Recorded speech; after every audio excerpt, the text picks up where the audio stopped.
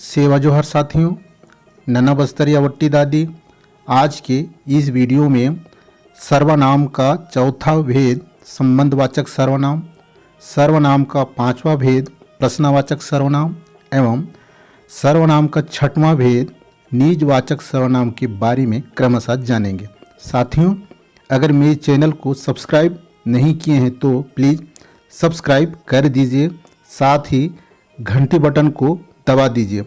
मेरे चैनल में गोंडी सीखने का नया वीडियो डालते रहता हूं। सब्सक्राइब करने पर पहले खबर मिलेगा। चलिए आज का वीडियो स्टार्ट करते हैं।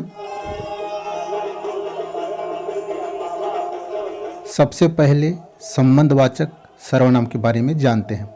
जो सर्वनाम शब्द एक दूसरे के साथ संबंध का बोध कराते हैं उसे संबंधवाचक सर्वनाम कहते हैं। जैसे कौन कौन को गोंडी में बोर बोर कहते हैं।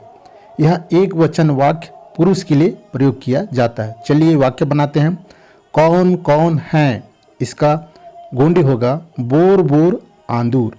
अब यहाँ देखिए, कौन कौन को गोंडी में बोर बोर कहते हैं। यह बहुवचन वाक्य पुरुषों के लिए प्रयोग किया जाता है। चलिए वाक्य बनाते हैं।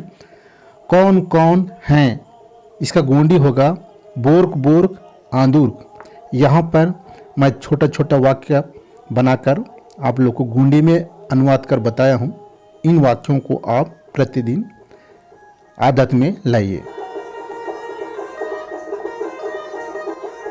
इस वीडियो में मैं जो बता रहा हूँ उसे ध्यान से समझा करिए। यहाँ देखिए, कौन कौन को गोंडी में बद बद कहते हैं। यह एक वचन वाक्य महिला के लिए प्रयोग किया जाता है। चलिए वाक्य बनाते हैं। कौन कौन हैं, इसका गोंडी होगा बद बद आंद। अब देखिए यहाँ, कौन कौन को गोंडी में बौ बौ कहते हैं। यह बहुवचन वाक्य महिलाएं के लिए प्रयोग किया जाता है। अब चलिए वाक्य बनाते हैं। कौन कौन हैं, इसका गोंडी होगा बौ बौ आंदू या बौ बौ मनता। अब प्रश्नवाचक सर्वनाम के बारे में जानते हैं।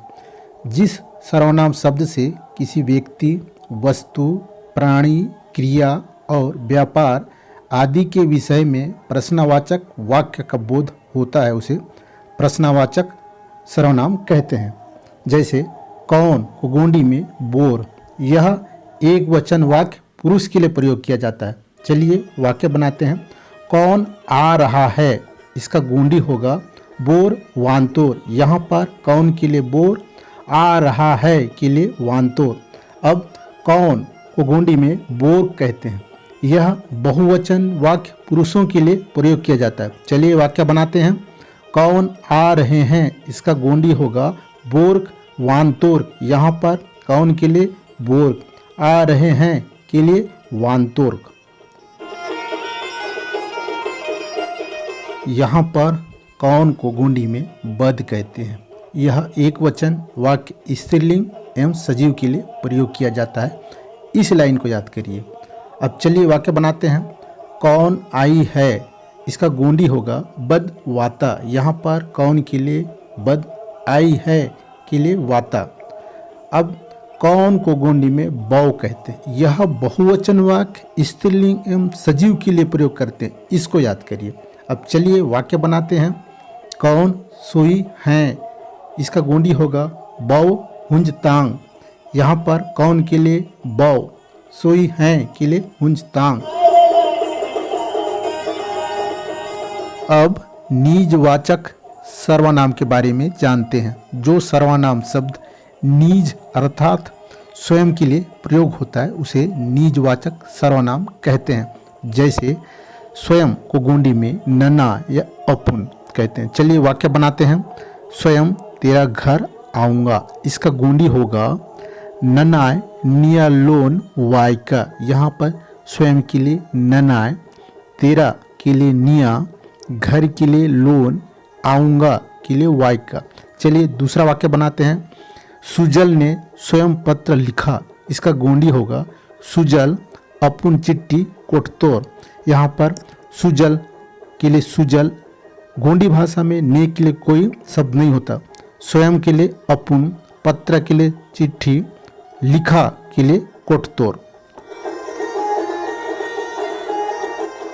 यहाँ पर हमको गोंडी में मम्मट, मम्मोट, मम्मू, माट, नमोट, अमोट इस तरह से अलग अलग क्षेत्रों में बोला जाता है। चलिए वाक्य बनाते हैं। हम अपनी गाड़ी ले जा रहे हैं, इसका गोंडी होगा मम्मो अपुना गाडा ओंतरोम या ओंतोमा। यहाँ पर हम के लिए मम्मो, अपनी के लिए अपुना, गाड़ी के लिए गाडा, ले जा रहे हैं के लिए ओंतरोम या ओंतोमा। इस वीडियो में संबंधवाचक सर्वनाम, प्रश्नवाचक सर्वनाम एवं निजवाचक सर्वनाम के बारे में बताने का प्रयास किया हूँ। आप लोगों को बिल्कुल पसंद आया होगा। वीडियो पसंद आए तो प्लीज़ लाइक करें, सब्सक्राइब एवं घंटी बटन को दबा दें, कमेंट के माध्यम से अपना विचार रखें। साथियों, आज के लिए इतना ही।